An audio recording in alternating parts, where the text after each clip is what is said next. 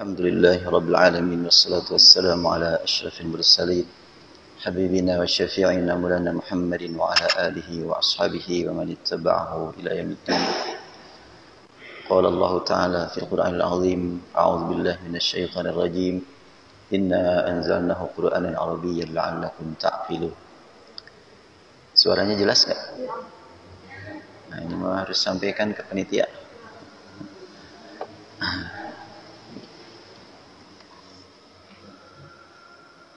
Sayang kalau sudah berbicara panjang-panjang ternyata tidak jelas.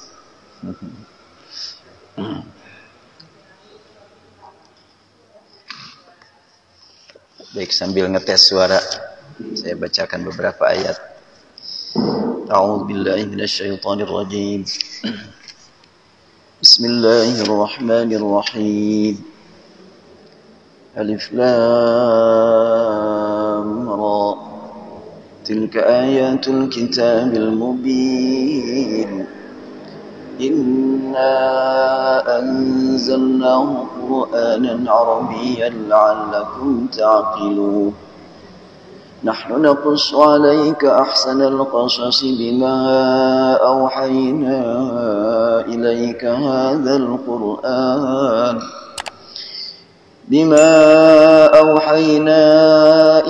هذا القرآن وإن كنت من قبله لمن الغافلين إذ قال يوسف لأبيه يا أبت إني رأيت 11 كوكبا والشمس والقمر رأيتهم لي ساجدين قال يا بني لا تقصص رؤياك على إخوتك فيكيدونك كيدا إن الشيطان للإنسان عدو مبين وكذلك يجتبيك ربك ويعلمك من تأويل الأحاديث ويتم نعمته عليك وعلى آل يعقوب كما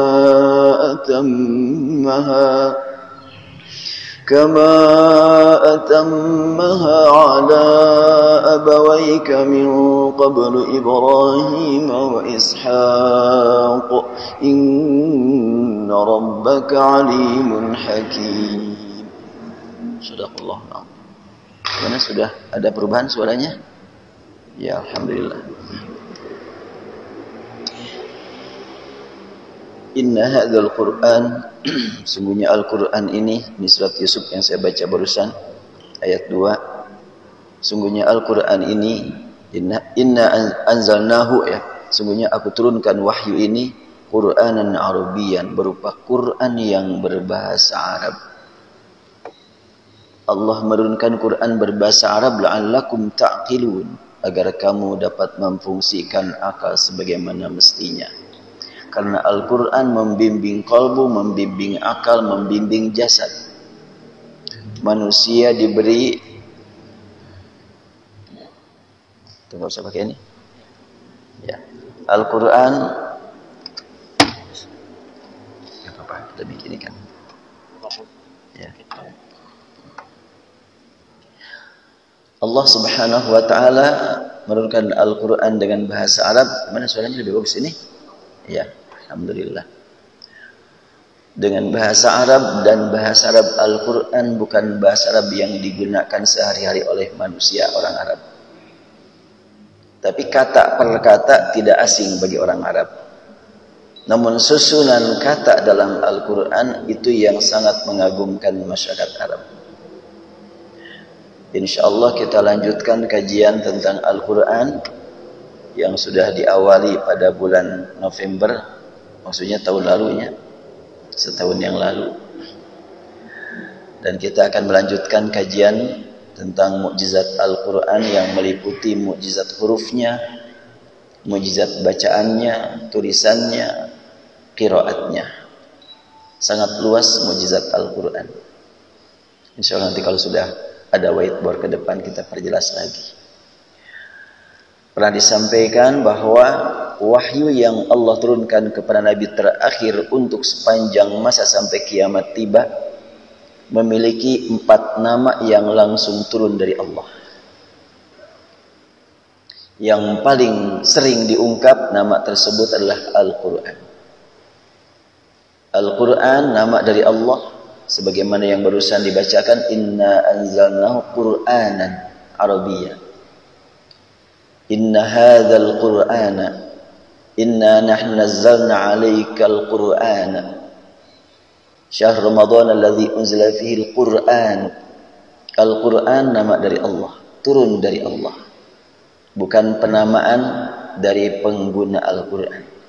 Beda dengan kitab yang lain, perjanjian baru, perjanjian lama, pasti di dalam kitab Injil nggak ada kalimat itu, karena itu bahasa Indonesia. Al-Quran tidak diterjemahkan menjadi bacaan, kitab bacaan enggak, atau Al-Furqan kitab pemisah enggak, atau apalagi Alkitab tulisan.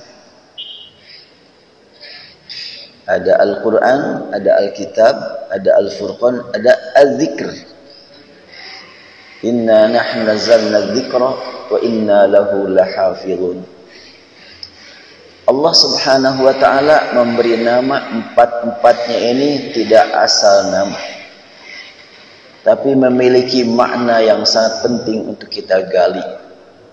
Kenapa disebut Al-Quran? Karena memang bacaannya juga tidak asal baca, punya aturan yang terpelihara sejak turun sampai saat ini. Dan aturan membaca Al-Quran begitu banyak, walaupun banyak terpelihara sampai saat ini. Untuk satu riwayat saja belum tentu semua yang hadir di sini menguasai. Bagaimana kalau 20 riwayat? Dan Al-Quran tersebar ke seluruh dunia dengan 20 riwayat secara mutawatir. Artinya kalau mutawatir boleh dipakai dalam sholat. Saya ambil contoh untuk beberapa riwayat dalam membaca Al-Quran. Ini semata-mata untuk memberikan kemudahan kepada para pembaca untuk sekedar membaca. Ada juga memberikan kemudahan kepada para pembaca untuk memahami.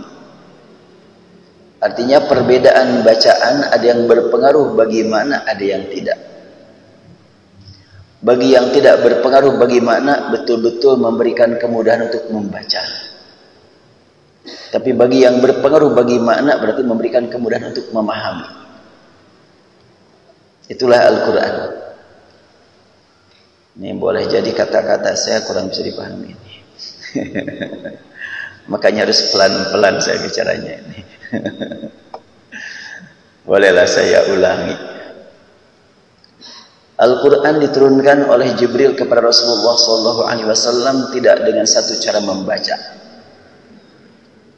tapi demikian banyak cara membaca yang diajarkan Jibril kepada Rasul dan diajarkan Rasul kepada para sahabat, dan sampai saat ini bacaan yang begitu banyak masih tetap terpelihara. Itulah buktinya Al-Quran, bacaan yang terpelihara, karena Allah yang memberi nama. Terkenal dan sampai kepada seluruh dunia, terutama dengan yang disebut dengan MTQ, Musabaqah Tilawatil Quran. Sekarang Musabaqah Tilawatil Quran sudah mengalami perkembangan yang cukup pesat. Antara lain musabaqah dengan banyak qiraat. Namun ada yang tersisa atau yang masih menjadi PR buat kita. Saya pun masih mencari sampai saat ini, apakah ada satu kitab yang lengkap membahas tentang Al-Quran dari awal sampai akhir mengenai pengaruh qiraat terhadap makna. Belum saya temukan. Dan mohon doanya kepada semuanya, saya sedang garap itu saat ini. Baru sampai surat An-Nisa. Jadi sekian banyak perbedaan bacaan dalam Al-Quran. Ada yang berpengaruh bagaimana, ada yang tidak berpengaruh. Yang berpengaruh bagaimana, tidak semua ayat ada, apalagi tidak semua surat juga ya, apalagi semua ayat, tapi hanya ayat-ayat tertentu. Surat Al-Fatihah punya kata yang dibaca dengan bacaan beberapa cara yang berpengaruh bagaimana dan yang tidak berpengaruh bagaimana. Saya bacakan surat Al-Fatihah. Mudah-mudahan semuanya sudah hafal. Bukan mudah-mudahan semua hafal sekarang, mudah-mudahan semua hafal sejak usia 5 tahun. Saya bacakan saja, gak usah diikuti ya. A'udzu billahi minasy syaithanir rajim. Bismillahirrahmanirrahim. Alhamdulillahi rabbil alamin. Arrahmanir rahim. Maliki yaumiddin. Arrahmanir rahim. Maliki yaumiddin. Arrahmanir rahim. Maliki yaumiddin. Ar-Rahmanir Rahim Maliki yaumiddin. Itu meliputi semua qiraat. Iyyaka na'budu wa iyyaka nasta'in. Sama semua qiraat untuk ayat ini. Ayat berikutnya, ihdinas siratal mustaqim. Satu, kedua, ihdinas siratal mustaqim. Pertama shad, kedua sin. Ketiga ismam, ihdinas siratal mustaqim. Selanjutnya, siratal ladzina an'amta 'alaihim ghairil maghdubi 'alaihim waladdallin. Umum biasa kita pakai dan itu meliputi beberapa qiraat. Kedua, ihdinas siratal mustaqim siratal ladzina an'amta 'alaihim ghairil maghdubi 'alaihim waladdallin. Pakai sin dan alaihimu. Kemudian yang terakhir, siratal ladzina an'amta 'alaihim ghairil maghdubi 'alaihim waladdallin. Untuk selain Maliki itu perbedaan bacaan untuk memberikan kemudahan kepada para pembaca. Tapi Maliki dengan Maliki memberikan kemudahan kepada orang yang ingin menghayati maknanya. Kenapa gitu? Dibaca Maliki dengan Maliki, tulisannya sama.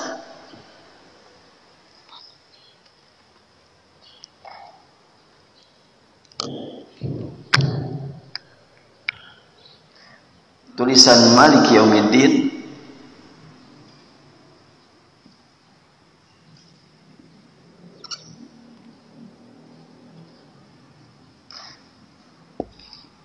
tidak pakai alif. Mau dibaca panjang atau dibaca pendek, Maliki tidak pakai alif. Dan itu adalah merupakan mukjizat. Tidak boleh ada yang nulis mushaf Al-Quran lalu Maliki umpamanya pakai alif. Ini melanggar aturan. Tapi kalau dalam skripsi, disertasi boleh-boleh saja. Karena tidak akan menjadi mushaf untuk dijadikan standar. Kemudian tulisan yang lain daripada Maliki, Ar-Rahman tidak pakai alif mimnya, Rabbil Alamin juga tidak pakai alif ainnya. Ini nggak boleh dirubah-rubah dan pasti punya makna. Bismillah dulu pernah disampaikan, ba dengan sin bersatu, berbeda dengan iqra bismi rabbik. Kalau bismi rabbik, ba dengan sin ada alifnya nih, sama-sama bismi. Tapi kalau langsung kepada Allah khusus tulisannya. Kalau kepada Rabb, ya, ini umum tulisannya. Tulisan seperti ini umum. Kalau namanya bismi, ba, alif, sin, mim biasa. Makanya tadi saya ungkapkan sejak awal, nama wahyu yang diturunkan kepada Nabi terakhir yang mesti dijadikan pedoman hidup sampai hari kiamat tiba, memiliki 4 nama, 4-4-nya harus dipahami sesuai dengan karakter nama tersebut. Al-Quran bacaan yang tidak sama dengan bacaan biasa. Untuk membaca hadis tidak perlu ibu-ibu, bapak-bapak sibuk memperhatikan ilmu tajwid. Kalau membaca hadis,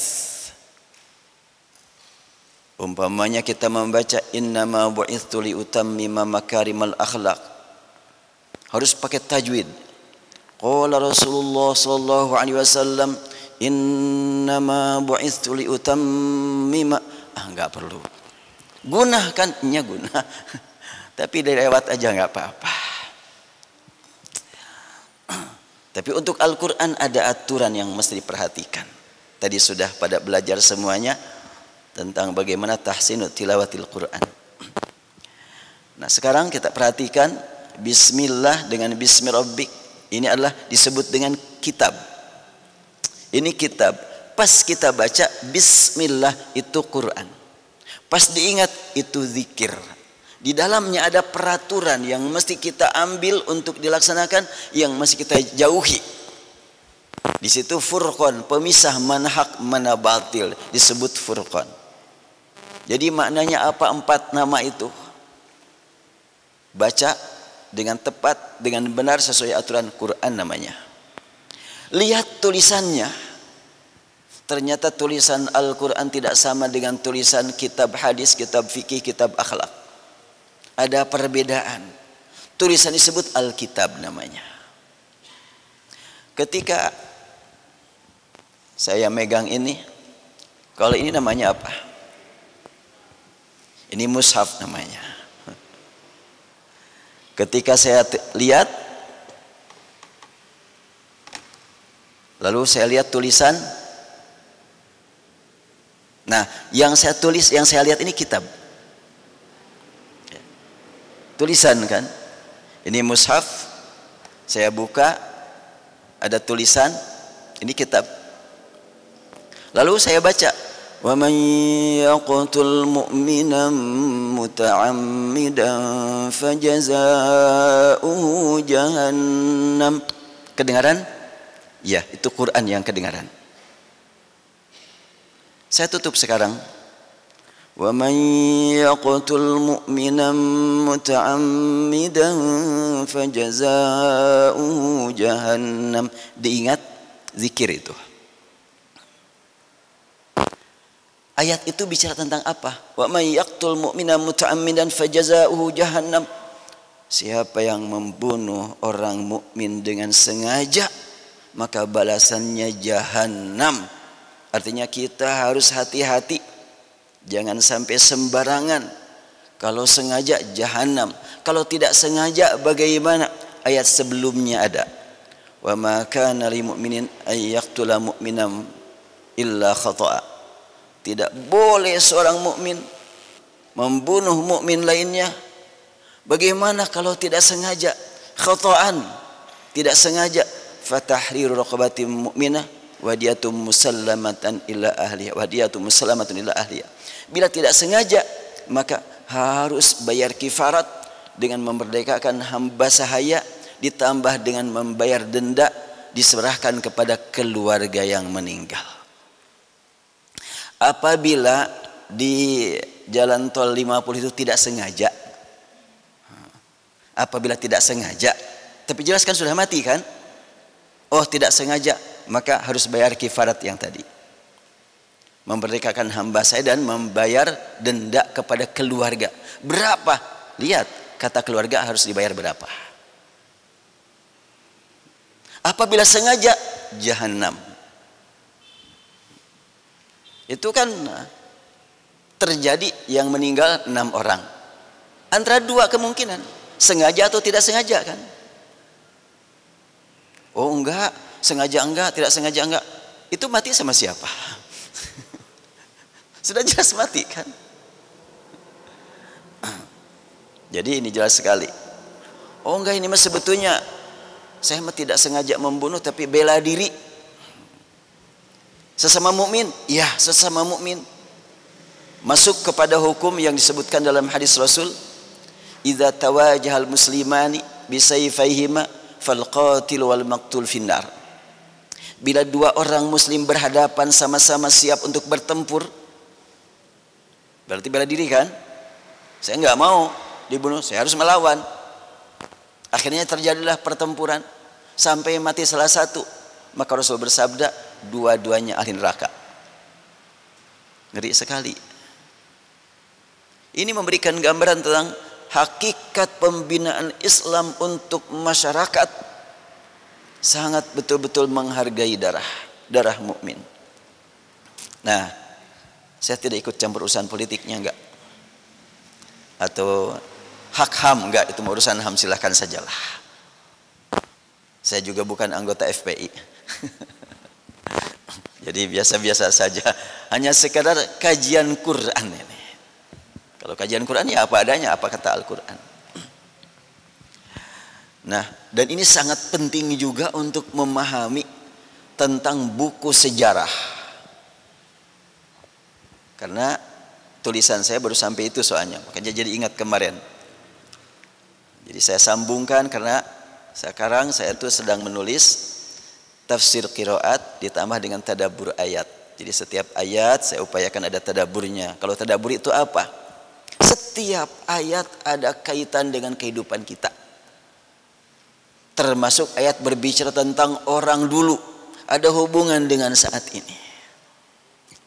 Nah, ayat yang tadi surat An-Nisa, wa man yaqtul mu'mina muta'ammidan fajazaohu jahannam khalidan fiha. Siapa yang membunuh mukmin dengan sengaja, makanya balasannya adalah jahanam untuk selamanya. Di dalam buku sejarah diungkapkan, ini saya katakan buku sejarah, bukan sejarahnya. Tidak semua sejarah dibukukan dan tidak semuanya buku sejarah isinya sejarah. Ini Saiful Islam ngomongnya gini-gini terusnya. Iya, kita saat ini sangat penting untuk lebih melakukan kajian lebih cermat, lebih teliti. Sebab setelahnya kita baca sekian banyak buku sejarah, benar enggak ini sejarah? Sesuai enggak dengan realita? Yang pasti ketika ada buku sejarah ditulis oleh orang sekarang yang diceritakan adalah 14 abad yang lalu, pasti yang menulis bukan saksi sejarah. Sepakat ya? Ya, nggak mungkin dia hidup sudah 14 abad. Kayak apa kalau orang sudah hidup 1400 tahun? Maka penulis tersebut hanya menyampaikan berita dari katanya yang dulu.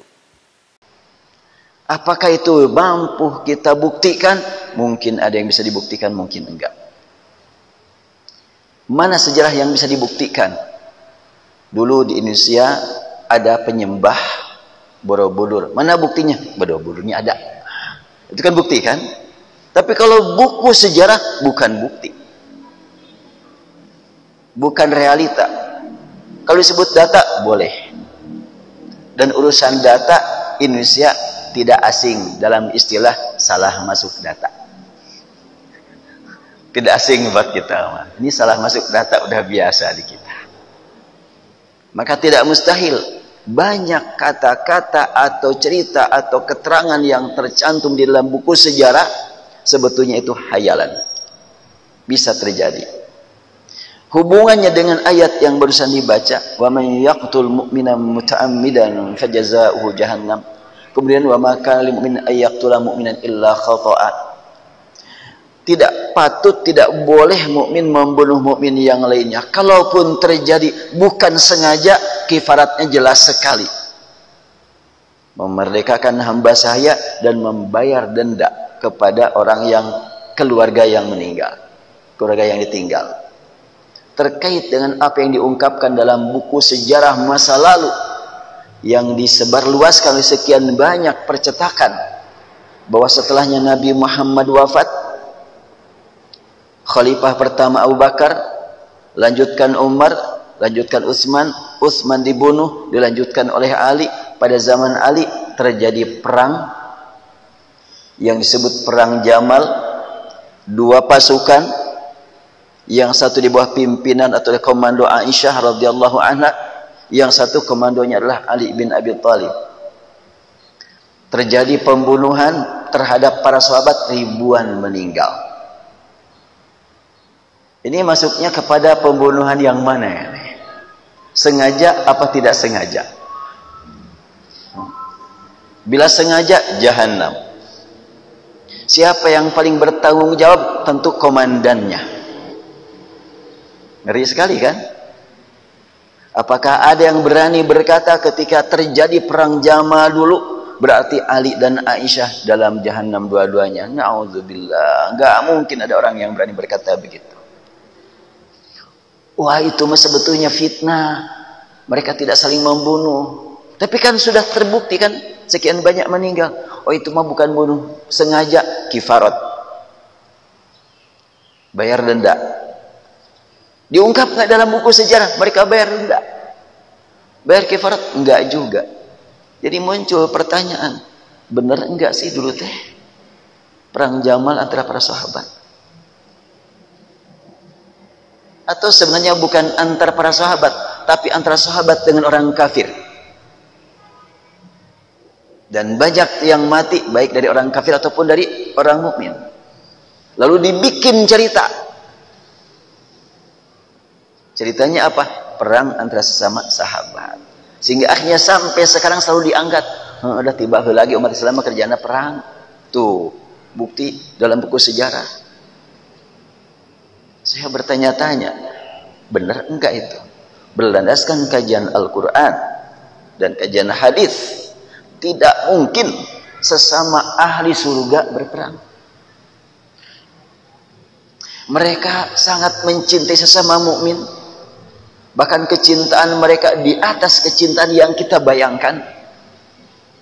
Yu'thiruna ala anfusihim walau kana bihim khassasah. Mereka lebih mengutamakan orang lain ketimbang dirinya sendiri. Mana mungkin mereka berperang gara-gara berebut kekuasaan? Ini perang murahan. Untuk tingkat sahabat yang sudah cinta surga, nggak mungkin perang karena berebut kekuasaan.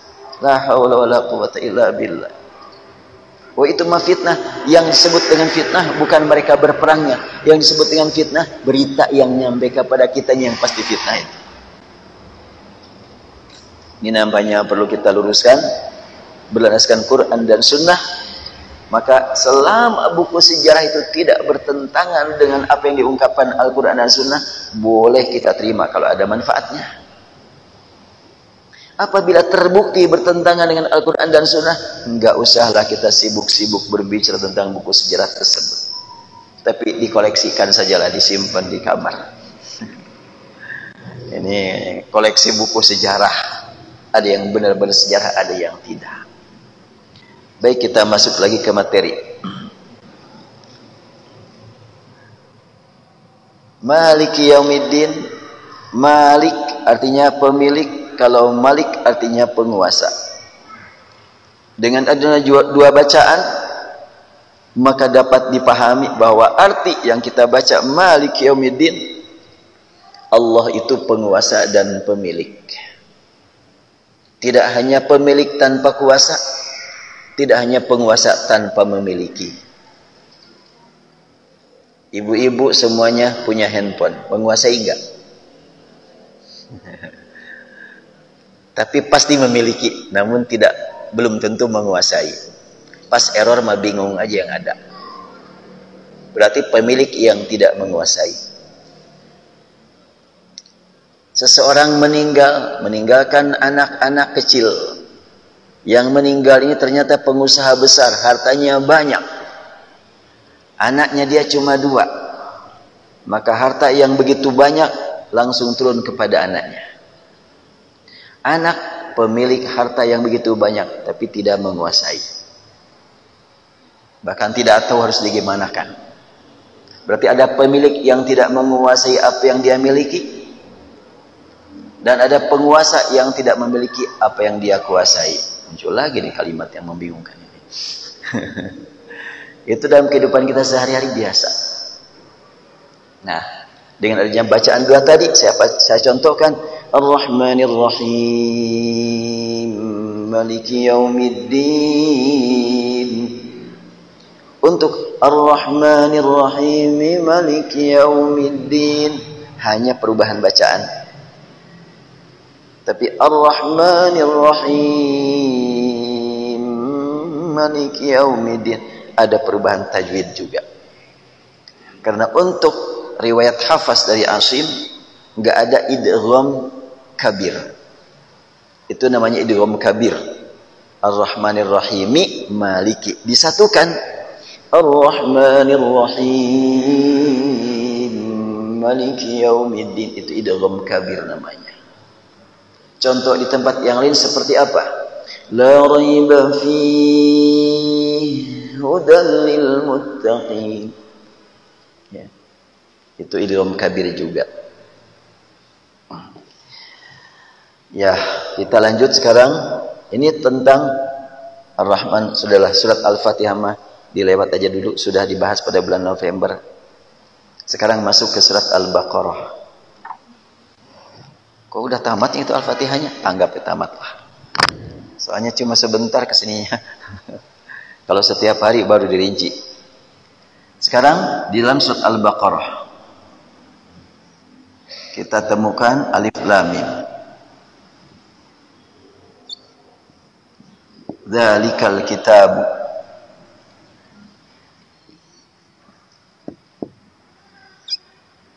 la raiba fi. Nah, dzalikal kitab la raiba fi.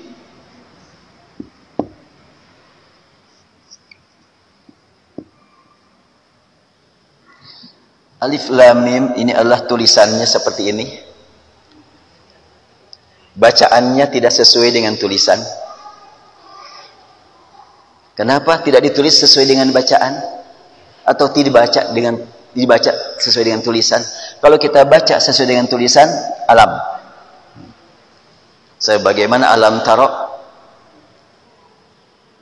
Kalau ditulis sesuai dengan bacaan, tentunya tulislah alif lam mim. Inilah Alkitab. Tulisannya seperti itu. Wah, saya belum nyampe ke sana itu. Jauh sekali. Iya, emang dzalik itulah jauh. Alkitab tulisan. Tulisan itu jauh. Makanya dzalikal kitabu jangan diartikan Al-Qur'an ini. Tetapi itulah Alkitab, itulah tulisan. Alif lam mim itulah tulisan. Bacaannya alif lam mim. Berarti alif lam mim diterangkan oleh dzalikal kitabu. Dzalikal kitabu menerangkan alif lam mim. Buat tulisan Al-Qur'an beda dengan tulisan yang lain. Berarti kalimat dzalikal kitabu isyarat untuk yang jauh. Dzalika bukan hadza. Kalau hadza dekat, kalau dzalika jauh. Saya lihat terjemahnya di sini bagaimana nih. Al-Qur'an wakaf pondok Quran. Ya.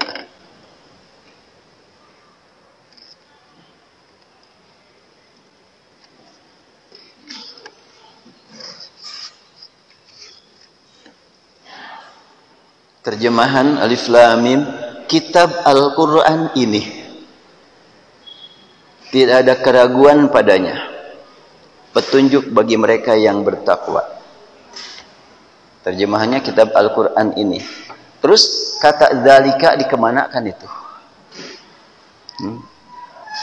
Dzalika isyarat untuk yang jauh. Dalam bahasa Arab hadza dan dzalika. Hadza ini, dzalika itu. Ada lagi zaka. Ini hadza, zaka, dzalika.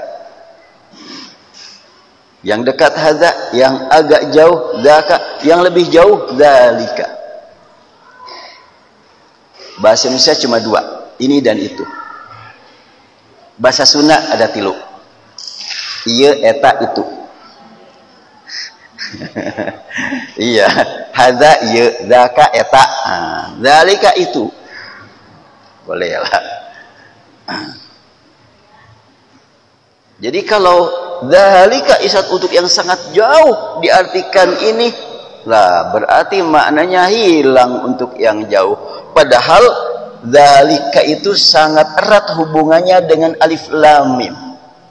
Alif lam mim panjang bacaannya, tulisannya segini, kenapa ditulisnya seperti ini?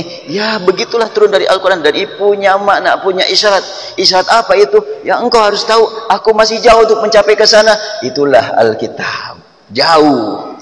Dzalika, itulah tulisan. Lalu tulisan Alkitab nih, umumnya Alkitab kan taknya dibaca panjang. Tentu Alkitabu, taknya ini harus ada alif. Dzalikal kitabu. Tapi dalam Al-Quran semua Alkitab tidak ada yang pakai alif. Saya cari dari awal sampai akhir, gak tuh. Kalau sekiranya saya pas jalan matanya lagi berkedip, kelewat yang pakai alif. Tapi sampai saat ini belum saya temukan tulisan Alkitabu pakai alif. Tapi kalau tidak ada al, kitabun, ada yang pakai alif, ada yang tidak. Yang tidak pakai alif lam ini. Ini sangat menarik untuk kita gali. Ini mengulang sebetulnya kalau ini sudah dibahas pada bulan November yang lalu. Kitabun yang pakai alif kita temukan dalam surat Al-Kahfi ayat 27 dan dalam surat An-Naml ayat pertama. Watlu ma uhiya ilaika min kitabi rabbik. Nah, pakai alif, min kitabi rabbik. Dan di dalam surat An-Naml, Qasin tilka ayatul Qur'ani wa kitabim mubin. Kitabim mubin, begini tulisannya. Tapi di dalam surat Hud, surat Ibrahim, di awal surat, Alif Lam Ra, kitabun uhkimat ayatuh. Kitabun, begini tulisannya. Surat Ibrahim, Alif Lam Ra, kitabun anzalnahu ilaik. Itu juga tulisan kitabun tanpa huruf alif. Ada apa di balik itu? Dzalikal kitab, itulah kitab. Tidak sampai kita ke sana karena jauh. Artinya tulisan wahyu yang Allah turunkan kepada Nabi Muhammad itu tidak sama dengan tulisan wahyu sebelumnya. Apalagi kalau dibandingkan dengan tulisan-tulisan biasa yang dikenal dalam kehidupan masyarakat Arab sehari-hari. Enggak sama. Ini baru satu contoh, masih banyak nanti ditemukan dalam tulisan itu. Umpamanya tulisan Az-Zakah.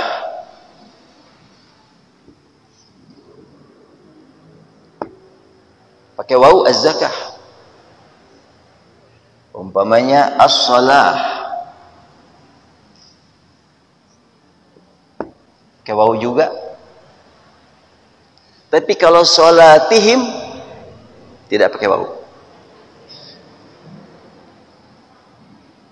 Salatihim sahun,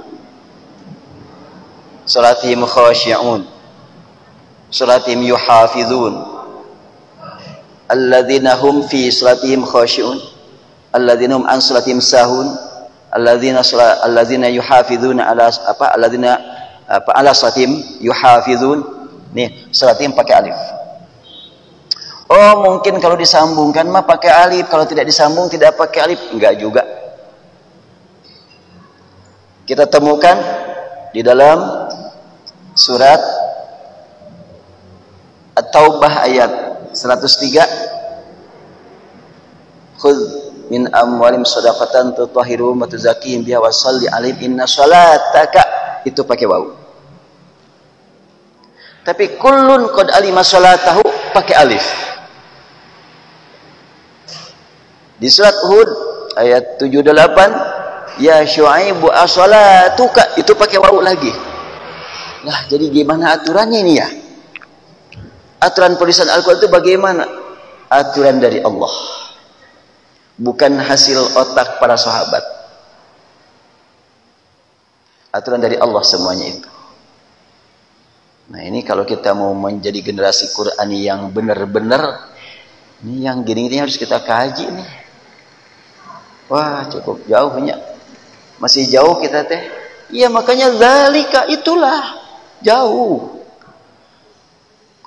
Kalau bapak dan ibu mungkin sering mendengar kalimat ada ayat mutasyabihat, ada ayat muhkamat.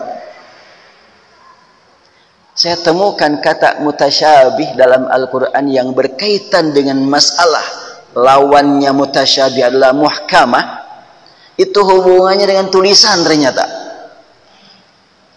Pertama, surat Ali Imran ayat 7. Huwallazi anzala 'alaikal kitaba, al-kitab.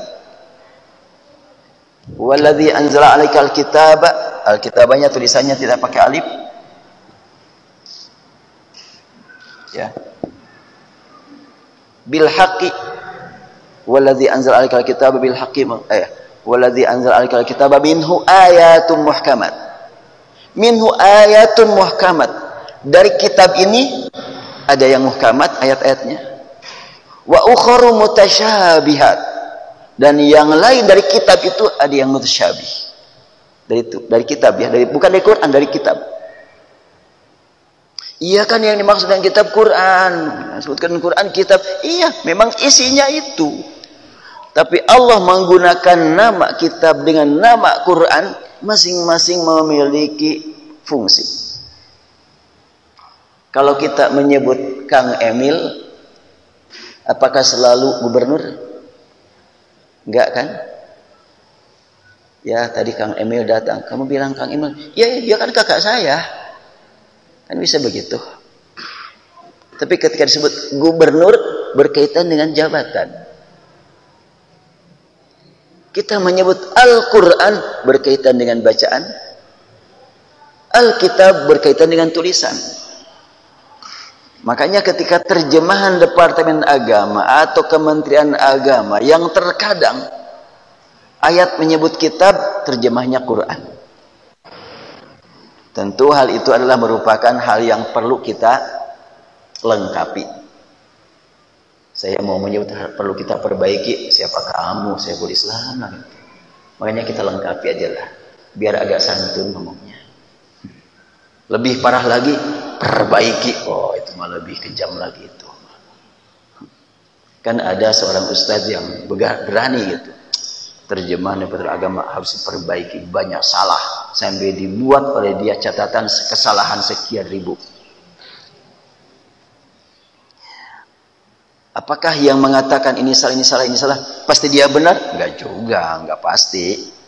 Semuanya manusia punya kekurangan, punya kelebihan. Ungkapan para ulama terdahulu, kullu wahidin yu'khadhu min kalamihi wa yutraku illal ma'sum. Setiap orang selain Rasul, ucapannya boleh diterima, boleh ditolak. Hanya ucapan Rasul yang tidak boleh kita tolak.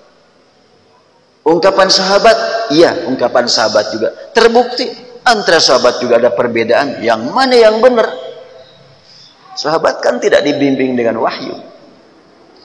Yang pasti dibimbing dengan wahyu adalah Rasulullah. Kalau Rasul salahnya pun benar, apalagi benernya. Masa ada salahnya pun benar? Iya. Rasul itu salahnya bukan karena dosa, tapi karena Allah ingin membimbing kita. Bagaimana kalau salah? Tuh lihat Rasul. Ya. Dan itu mengangkat derajat Rasul. Kenapa dikatakan mengangkat derajat Rasul? Karena teguran dari Allah kepada Rasulullah, teguran tersebut disebarluaskan oleh Rasulullah ke seluruh umat manusia di dunia. Ada enggak di antara kita seorang ustadz, dia berkata salah, lalu ada yang menegur, maka teguran kepada dirinya disebarluaskan kemana-mana. Aku salah, ditegur nih. Enggak kan? Tapi Rasul, ketika beliau sedang penuh perhatian kepada tokoh masyarakat Arab, sedang serius betul, berharap betul kalau tokoh-tokohnya bisa diajak benar, akan diikuti oleh bawahan-bawahannya. Tiba-tiba datang orang yang tunanetra, langsung berkata, "Ya Rasulullah,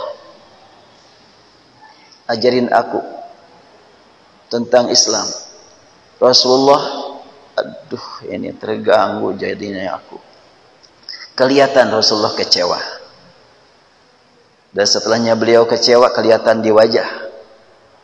Maka langsung dari Allah turunkan, "Abasa wa tawalla an ja'ahul a'ma wa ma yudrika la'allahu yazzakka." Ini teguran yang sangat pedih ini. Abasa wa tawalla. Dia berpaling, dia bermuka masam dan berpaling. Rasul tidak menerima dari Allah, Rasul jangan begitu dong. Kalau begitu kalimatnya enak kan, langsung gitu. Tapi ini dengan kalimat sindiran, lebih menyakitkan itu. Dia bermuka masam dan berpaling karena datang orang yang tunanetra. Wa ma yudrik, tahu enggak kamu siapa dia? La'allahu yazzakka, boleh jadi dia betul-betul akan menjadi penerus kamu. Dia ingin mencari kebersihan diri, kesucian jiwa. Engkau cuekin. Ini teguran yang sangat berat. Teguran tersebut disebarluaskan sampai kita baca, berarti itu adalah merupakan bimbingan buat kita sebetulnya. Dan Allah turunkan surat itu sebelum Allah turunkan sudah ada. Sebelum Nabi Muhammad lahir sudah ada ayat itu. Untuk supaya ayat itu bisa dipahami dengan jelas, maka Allah bikin skenario. Ada perbuatan yang memang dilakukan Rasul yang sangat tepat dijadikan sebagai penjelasan tentang ayat tersebut. Berarti salahnya pun benar kalau Rasul. Apalagi benarnya. Kalau kita benarnya pun belum tentu benar, apalagi salahnya. Ya. Dzalikal kitabu, lanjutannya adalah la raiba fi. Nah, kalimat Alkitab, saya sempat merenung lama ketika sedang mau menulis ini mengenai panggilan dari Allah. Dan ini mohon menjadi bahan kajian buat kita. Di dalam Al-Quran surat Ali Imran saya temukan kalimat ya ahlal kitab sampai 6 kali. Di surat An-Nisa ada 1 ya ahlal kitab. Di Al-Maidah ada 6 sampai 12 kali kalimat ya ahlal kitab. Apa artinya? Wahai ahlul kitab.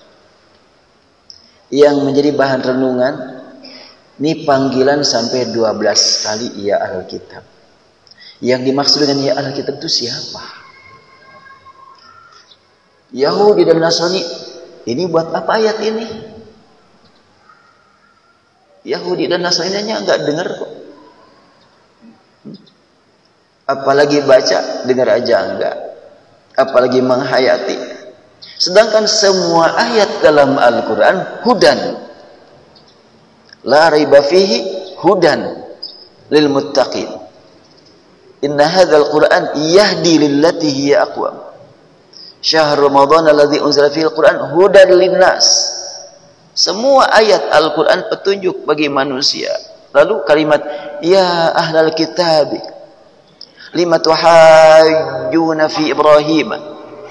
Wahai ahlul kitab, kenapa kalian memperdebatkan tentang Ibrahim? Maksud ayat ini kemana ini? Itu yang perlu kita jadikan bahan tadabbur. Kalau tafsir mungkin menjelaskan, oh yang dimaksud dengan ahlul kitab adalah umat Nabi Musa dan umat Nabi Isa. Ada enggak sekarang? Dengan Al-Quran masih dibaca. Kalau sudah tidak ada lagi yang dipanggil, ngapain dibaca terus? Tidak demikian sebenarnya. Karena Al-Quran semua ayatnya, semuanya surat untuk sepanjang masa sampai hari kiamat tiba. Bahkan kita meninggal, semua manusia mukmin pembaca Al-Quran meninggal, Al-Quran masih tetap hidup. Karena Rasul bersabda, Iqra'ul Qur'an fa innahu ya'ti yaumal qiyamati syafi'an li ashabihi. Bacalah Al-Quran karena Al-Quran akan datang memberi syafaat kepada sahabatnya. Kapan syafaat akan diterima oleh para sahabat Al-Quran? Nanti sudah mati. Manusia masuk ke alam kubur melalui pintu kematian. Al-Quran enggak mati. Hidup terus. Sahabat setia sepanjang masa. Tidak pernah akan berpisah dari kita selama kita tidak mau berpisah dengan dia. Kalau kita dengan orang lain bersahabat, sedekat-dekatnya sahabat kita, pasti ada perpisahannya, ada yang mengecewakannya. Yuk kita bersumpah sehidup semati. Ayo.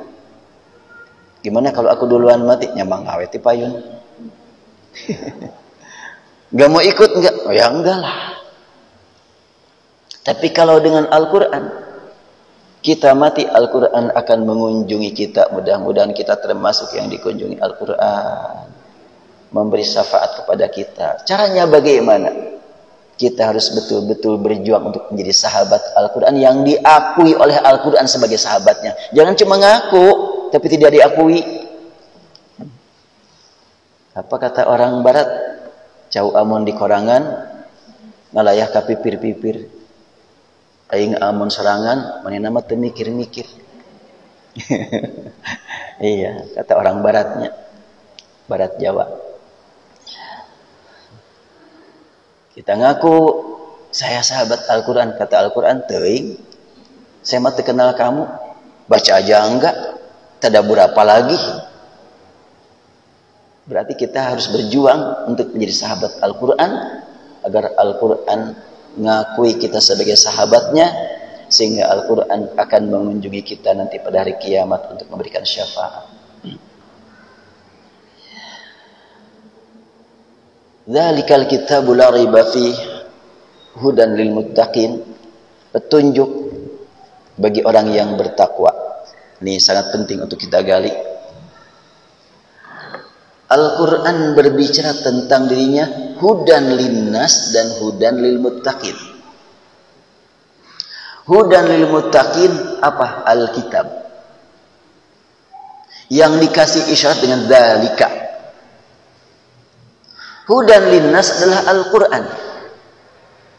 Yang ditemukan isyarat kepada Al-Quran hadza. Terulang 14 kali dalam Al-Quran kalimat hadzal Quran. Inna hadzal Qur'ana yahdi lillati hiya aqwam wa laqad sarrafna fi hadzal Qur'an ittakhadhu hadzal Qur'ana mahjura wa laqad sarrafna fi hadzal Qur'ani min kulli mathal. Hadzal Quran terulang sampai 14 kali, tapi tidak ditemukan ada kalimat dzalikal Quran. Sebaliknya untuk Alkitab dzalika, dan tidak ditemukan ada kalimat hadzal kitab. Jadi kalau begitu awal Al-Baqarah Alif Lam Mim dzalikal kitab. Itulah tulisan wahyu, tulisannya cuma 3 huruf, bacaannya sampai 9 huruf. Maka dikasih isyarat dengan isyarat jauh dzalika. Itulah tulisan Alkitab tidak pakai alif. tapi bacaannya Alkitab. Bacaannya panjang. Kenapa? Karena yang dimaksud dengan Alkitab yang tidak pakai alif itu bukan cuma satu. Secara tulisan meliputi semua kitab. Secara bacaan cuma satu. Karena kalau tulisan kaf ta ba itu pakai alif lam, itu bisa dibaca al-kutub. Ya. Jadi tulisan ini bisa dibaca al-kutub kalau tidak ada kata dzalika. Nah, kalau yang pakai alif tidak ada bacaan untuk ini kecuali satu, kitab. Tapi kalau ini kataba, kutiba, kutubun dan kitabun. Serupa ya. Serupa tapi tidak sama. Itulah mutasyabihat. Makanya kata mutasyabihat ditemukan dalam surat Ali Imran ayat 3 setelahnya kitab. Huwallazi anzala 'alaikal kitaba minhu ayatum muhkamat hunna ummul kitab wa ukharu mutasyabihat. Berkaitan dengan kitab. Ditemukan lagi dalam surat Az-Zumar ayat 23. Allahu nazzala ahsanal hadithi kitaban mutasyabiha. Tidak Qur'anan mutasyabiha, tapi kitaban mutasyabiha. Nah, dengan tulisan Alkitab yang begini tanpa alif taknya, maka secara tulisan memberi peluang untuk dibaca kutub. Secara bacaan gak boleh kita berbeda dengan bacaan yang diajarkan Rasul kepada para sahabat, yang diterima Rasul dari Jibril, yang diamanatkan Allah kepada Rasul melalui Jibril. Itu bacaannya dzalikal kitabu. Tidak ada bacaan yang lain. Ada enggak bacaan yang seperti itu? Apa tulisan yang seperti itu dengan dua bacaan? Ada. Di akhir Al-Baqarah, amana ar-rasul bima unzila ilaihi min rabbih wal mu'minuna kullun amana billahi wa malaikatihi. Terus wa kutubihi, satu qiraat, wa kitabihi qiraat yang lain. Ada dua bacaan itu, tulisannya sama. Di akhir surat At-Tahrim juga begitu. Wa Maryam banat Imran allati ahsanat farjaha fanafakhna fihi min ruhina wa saddaqat bi kalimati rabbiha wa kutubihi. Dalam bacaan yang lain wa kitabihi. Jadi tulisan Alkitab memberi peluang untuk diberi mana al-kutub, walaupun bacaan tetap harus mengikuti apa yang dihalakikan dari guru. Nah, kalau ada kitab tanpa alif bisa memberi makna kutub, kalau begitu mana ya ahlal kitab? Itu tujuannya siapa? Tujuannya adalah semua orang yang memegang kitab. Termasuk kita. Bukankah ini kitab? Iya. Berarti ya ahlul kitab, wahai pemegang kitab Al-Quran. Lima tuhajjuna fi Ibrahim. Kenapa kalian memperdebatkan Ibrahim? Enggak, saya mah enggak pernah memperdebatkan. Iya, kamu yang di Masjid Istiqomah enggak. Tapi di tempat yang lain banyak yang memperdebatkan tentang kenabian. Yang memperdebatkan tentang yang sudah jelas dalam Al-Quran. Tentang hukum berjilbab diperdebatkan. Ya. Tentang makna aulia diperdebatkan. Sekian banyak hal yang sudah jelas diperdebatkan. Makanya kalimat ya ahlal kitab secara historis bermakna umat Nabi Musa dan umat Nabi Isa. Tapi secara makna tadabburi, makna yang hasil tadabbur, kita pun harus merasakan dipanggil dengan kalimat ya ahlul kitab. Tapi kan saya tidak pernah melanggar. Kalimat ahlul kitab dalam Al-Quran tidak selalu ditujukan kepada yang melanggar. Wa min ahlil kitabi ummatun qanitatun. Di dalam surat Al-Imran ya. Wa min ahli kitabi ummatun qa'imatun yatluna ayatillah laisu sawa'a min ahli kitabi ummatun qa'imatun yatluna ayatillah. Tidak ada yang ragu, beda antara yang ahli ibadah dengan yang bukan ahli ibadah. Min ahlil kitab, di antara ahlul kitab ada ummatun qa'imatun, ada segolongan umat yang ketika malam tiba mereka selalu menghadap kepada Allah. Berarti ahlul kitab yang saleh. Itu semua ahlul kitab, mau kitab Taurat, Injil, Zabur, Al-Quran, terbagi dua. Ada yang saleh, ada yang tidak saleh. Itu apa yang kamu pegang? Quran. Coba baca, belum belajar. Kapan itu belajar? Masih sibuk. Terus dibawa-bawa apa? Lagi jualan deh ya tuh. Kan bisa aja begitu. Hari kamu tuh muslim? Iya muslim. Kenapa tuh tidak baca Al-Quran? Iya belum belajar. Saya sampai mendirikan lembaga Al-Quran. Salah satu motivasi yang sangat kuat ketika mendengar orang yang sudah lanjut usia belum bisa baca Al-Quran, saya betul-betul tergetar hati. Ya Allah, ampuni dosa kami, belum mampu mengajar orang-orang yang sudah lanjut usia agar mereka mau baca Al-Quran. Harus bagaimana? Makanya saya bikin sistem bagaimana cara mengajar Al-Quran yang bisa diterima oleh semua umur. Karena tidak mungkin orang yang sudah punya cucu 5 harus belajar Al-Quran bersatu dengan anak-anak kecil.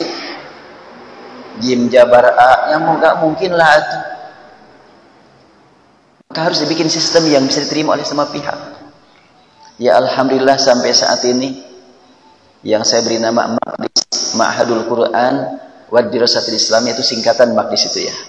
Lembaga Al-Quran dan Studi Islam. Dan kata orang di lembaga Al-Quran secara formal pertama di Bandung. Dan sekarang sudah banyak lembaga Al-Quran di Bandung, di mana-mana. Rata-rata pendirinya adalah alumni Maqdis. Alhamdulillah. Waktu itu saya berpikir, kalau sekiranya kita bikin sistem yang dapat diterima oleh orang tua, insya Allah mereka mau belajar. Dulu saya punya kantor di Jalan Citarum nomor 222 sana. Itu tahun 2004. Ada guru besar dari perguruan tinggi yang sangat familiar dengan masyarakat Bandung. Perguruan tinggi sangat favorit di Bandung. Dia guru besar, Profesor Dr. Fulan, datang langsung diterima oleh front office. Ada apa-apa bisa saya bantu? Saya mau belajar Al-Quran. Oh iya bisa Pak. Langsung front office menyediakan tulisan untuk ngetes dia masuknya ke level berapa nanti. Saya jangan dites. Ya kan, untuk kami tahu saya dari nol, saya belum bisa apa-apa. Oh baik Pak. Bapak mau belajar di sini apa di rumah Bapak? Ya di sinilah. Kalau di rumah malu sama cucu saya. Beliau sudah guru besar. Ketika diterangkan, enggak begitu lama. Hanya dalam 1 bulan sudah bisa baca. Dan ketika itu juga, dia langsung daftar ibadat haji. Dan Alhamdulillah dia cerita, selama haji saya bisa tamat membaca Al-Quran. Syukuran kepada Allah, sudah mendapatkan bimbingan dari Allah. Melalui Maqdis bisa membaca Al-Quran.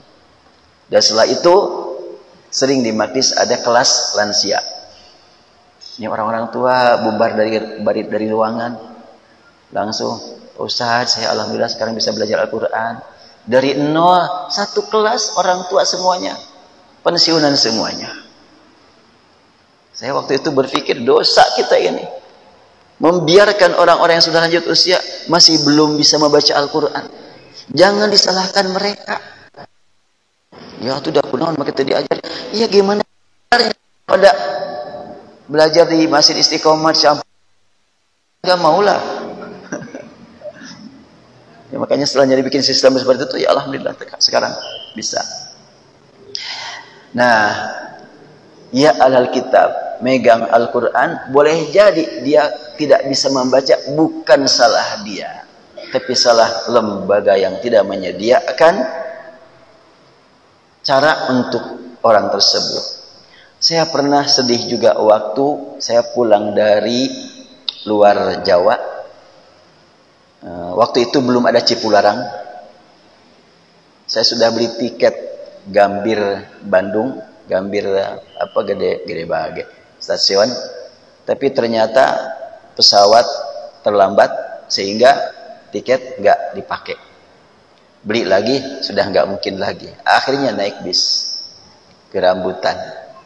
Kebahagiaan bis yang habis yang ber-AC. Udahlah nggak apa-apa malam. Sembarang bis aja yang sekarang bisa pulang. Itu selama di perjalanan dari mulai naik sampai Bandung pusing. Banyak yang ngamen terus. Aduh. Akhirnya pas ada yang ngamen agak dewasa. Mungkin usia 15 tahunan. Terus di pinggir saya sendiri. Dek, mau dikasih uang gede enggak? Ya mau bang. Baca Quran ya. Diam dia. Nih uangnya nih, baca Quran. Dah saya mah jauh dari masjid. Gak kenal ustaz. Allah, saya sakit hati. Siapa yang salah? Pas pernah di perapatan Laswi, Gatsu. Saya lagi nyetir. Ada anak ngamen. Pasang gitar, saya buka kaca. Dek, mau nggak baca Quran? Baca Quran, Iya, baca Quran. Dikasih uang nih gede nih. Baca apa? Terserah kamu.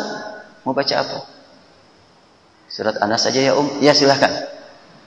Udah, pasang gitarnya. Qul a'udzu. Simpan dulu gitarnya kalau Quran. Mau baca Quran pakai gitar lagi. Oh iya, simpan dia gitarnya. Langsung dia baca. A'udzu billahi minasyaitonir rajim. Bismillahirrahmanirrahim. Qul a'udzu birabbin nas la ta'khudhuhu sinatun wa la naum. Setelah itu dia ngahulang gitu. Salah ya bagus. Nih uang. Langsung dikasih uang gede, loncat dia. Diperlihatkan kepada teman-temannya, saya dikasih uang gede nih. Suruh baca Quran. Dan secara makna enggak salah. Katakan oleh kamu, aku berlindung kepada Robnya manusia. Dia adalah tidak pernah tidur, tidak pernah ngantuk. Bener kan? Sengaja mah susahnya. Anak bisa tuh menyambungkan ayat kursi ke surat An-Nas.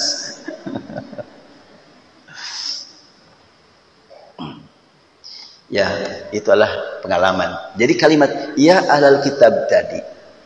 Dalam Al-Quran ada kalimat ya ahlal kitab. Jangan dianggap ya ini ayat cerita masa lalu nih, gak ada hubungan dengan sekarang. Siapa yang berkata begitu? Semua ayat ada hubungan dengan kehidupan saat ini. Ketika ditemukan ya ahlal kitab, kita harus merasakan sebagai yang dipanggil. Bagaimana kalau panggilan Al-Quran itu Qul ya ayyuhal kafir. Kita yang dipanggil untuk berkata kepada orang kafir. Kulnya yang harus kita jadikan sebagai perintah kepada diri kita. Kalau ada panggilan Al-Quran, ya Bani Israel, wahai Bani Israel. Oh iya, gak ada hubungan secara turunan dengan Bani Israel. Tetapi Bani Israel itu di sana banyak orang yang bermaksiat dan banyak orang yang taat. Para nabi kebanyakan dari Bani Israel. Yang bukan dari Bani Israel, para nabi setelah Nabi Yakub cuma Nabi Muhammad. Dari mulai Yusuf, jelas Yusuf kan anaknya Yakub. Kemudian Daud, Sulaiman, Zakaria, Yahya, Musa, Isa, Harun, semuanya Bani Israel. Tapi kenapa kok Israel terkutuk? Bukan Israel yang terkutuk, sebahagian Bani Israel. Makanya Al-Quran itu menjelaskan tentang kesombongan itu, kesombongan sebahagian Bani Israel, bukan Israel. Israel enggak terkutuk. Ya, ketika kita mendengar Israel laknatullah alaih, enggak, Israel tidak terkutuk. Israel itu adalah Nabi Yakub. Israel itu gelar untuk Nabi Yakub yang arti sebenarnya Israel adalah Abdullah dengan bahasa sanah. Makanya Al-Quran menyebutkannya Bani Israel. Wa qadayna ila Bani Israel fil kitab la tufsidunna fil ardi marrataini wa la ta'lunna 'uluwan kabira. Kami tetapkan untuk Bani Israel dalam Alkitab, kamu nyombong, kamu angkuh, kamu berbuat kerusakan. Siapa yang dimaksud? Bukan Israel, tapi sebahagian Bani Israel. Didakwahi oleh para nabi, para rasul, malah mereka membunuh para nabi, para rasul. Yaqtulunal anbiya bi ghairi haqq. Nah, ada panggilan ya Bani Israil azkuru ni'mati allati an'amtu 'alaikum wa anni faddaltukum 'alal 'alamin.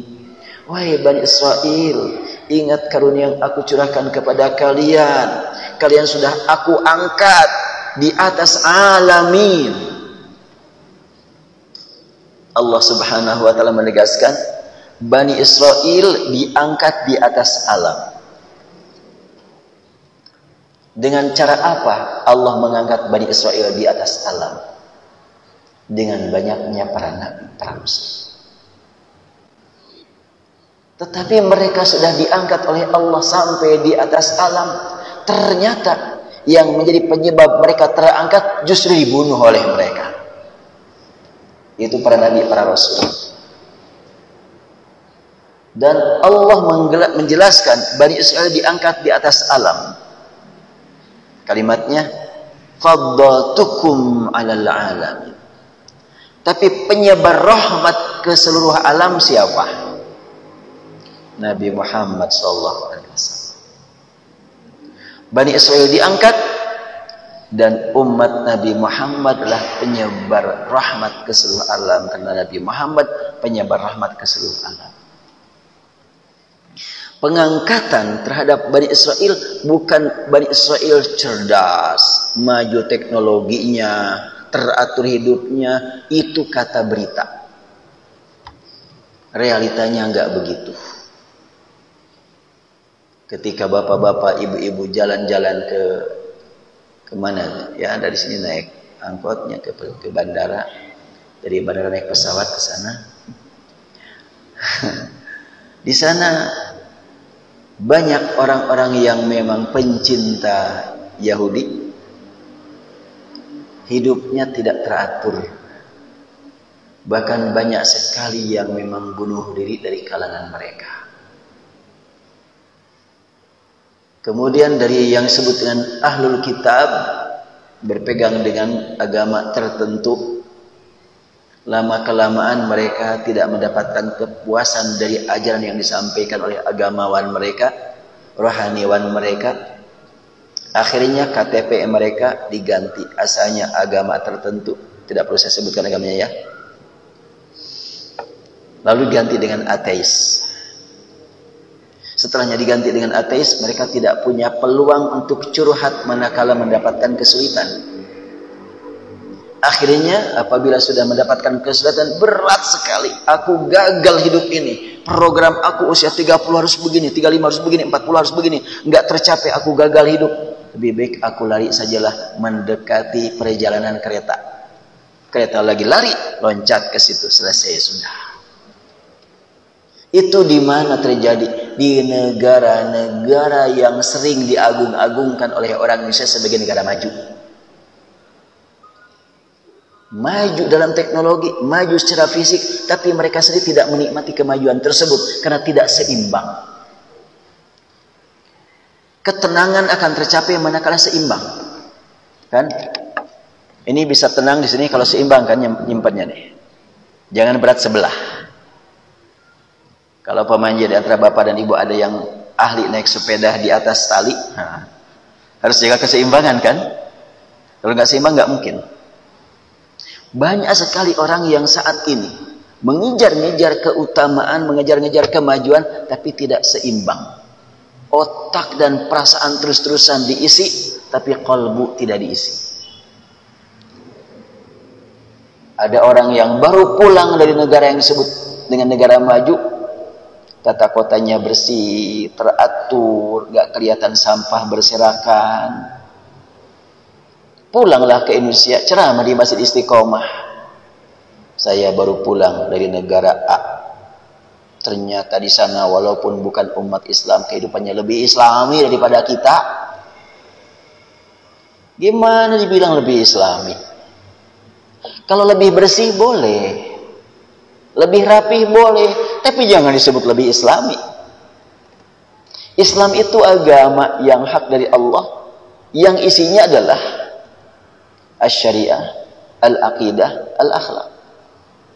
Akhlak baik tanpa akidah enggak bisa dikatakan Islami.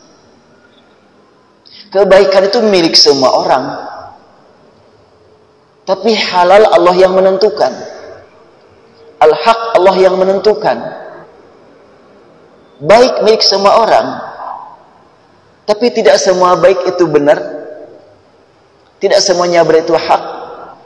Dan kalau hak pasti bersambung dengan halal, halal dengan hak. Islam mengajarkan kepada kita lengkap nilai itu. Halal, hak, baik, indah, harmonis, rukun. Semuanya harus dicapai. Saya punya murid yang sekarang tinggal di negara yang terkenal maju dalam sekian banyak hal. Dia cerita melalui WhatsApp kepada istri saya. Umi, saya sekarang sedang di kota A, sebutkan oleh dia. Oh bagus, satu lagi apa di sana? Ya, saya sering kedatangan penduduk asli konsultasi kepada saya. Antara lain seorang wanita datang. Mungkin bahasa kitanya, Mbak, tolong terangkan kepada saya tentang apa arti Tuhan. Aku sudah pernah jalan-jalan di Indonesia. Tata kotanya semberawut, acak-acakan. Tapi aku merasakan ketenangan hidup di Indonesia.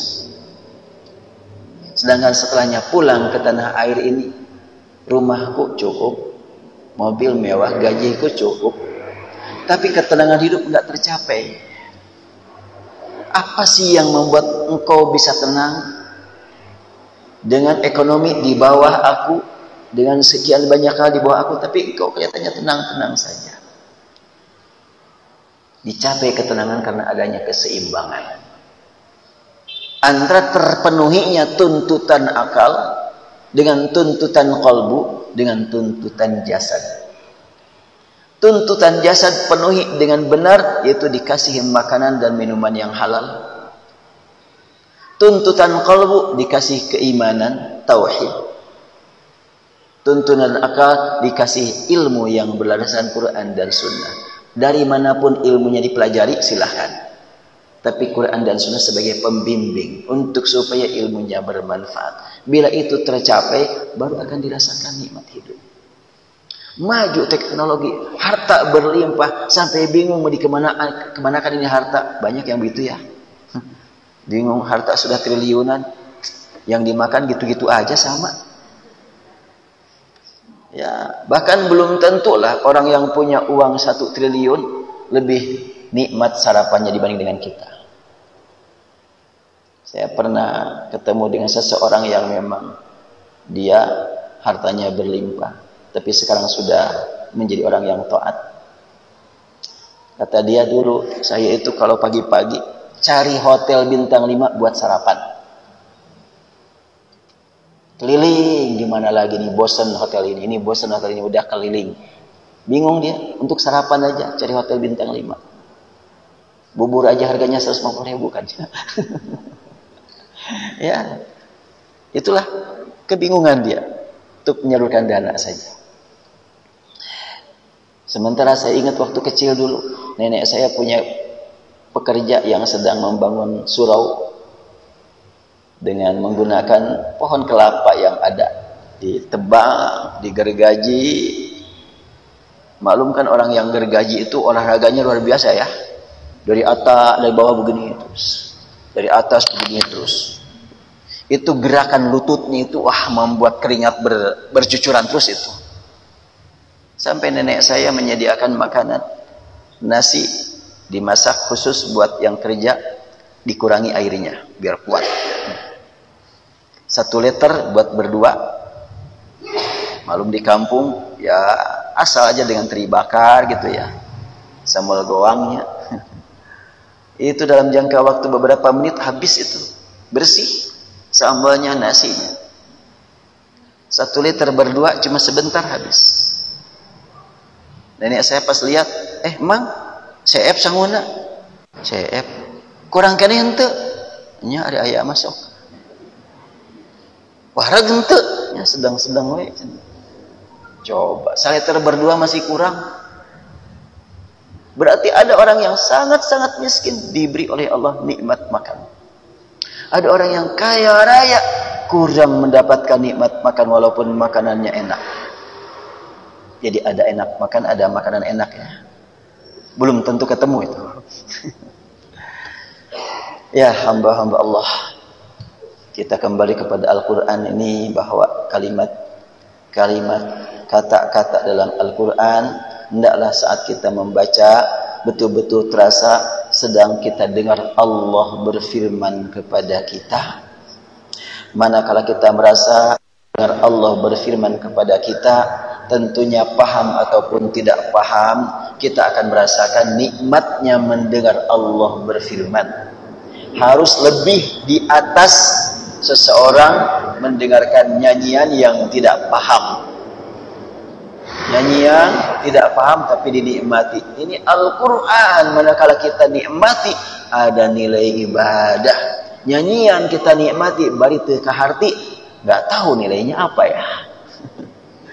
Demikianlah hamba-hamba, sudah jam 9, kita cukupkan sampai di sini. Insyaallah ketemu lagi bulan depan. Allahumma shalli wa sallim ala habibina wa syafi'ina maulana Muhammad wa sallim radhiyallahu tabaraka wa ta'ala an sahabati rasulillah ajma'in. Allahumma ya rabbana lakal hamdu kama yanbaghi li jalali wajhika wa 'azimi sultanika ilahana ya Tuhan kami yakin Engkau melihat kami saat ini, menyaksikan di mana kami berada, mendengar bisikan kalbu kami. Engkau Maha tahu apa yang akan kami lakukan di masa mendatang, dan hanya Engkau yang Maha tahu sampai kapan kami dapat bernapas di muka bumi. Rabbana ya Tuhan kami, sekiranya masih Engkau berikan kepada kami kesempatan hidup beberapa waktu ke depan, kami mohon ya Allah Engkau berikan taufik hidayah kepada kami agar kami dapat memanfaatkan sisa umur hidup dengan benar. Dan apabila ajal tidak lama lagi akan menjemput kami, ya Allah kami mohon jangan Engkau biarkan kami menghembuskan nafas terakhir kecuali dengan beri nikmat husnul khatimah ya Allah. Dan berikan kepada kami di akhirat nikmat syafaat Al-Quran, nikmat syafaat Rasul. Rabbana atina fid dunya hasanah wa fil akhirati hasanatan wa qina adzaban nar. Subhana rabbika rabbil izzati amma yasifun. Wassalamun alal mursalin. Walhamdulillahi rabbil alamin. Demikianlah hamba-hamba yang dapat disampaikan, kurang lebih mohon dimaafkan. Wabillahi taufiq wal hidayah. Assalamualaikum warahmatullahi wabarakatuh.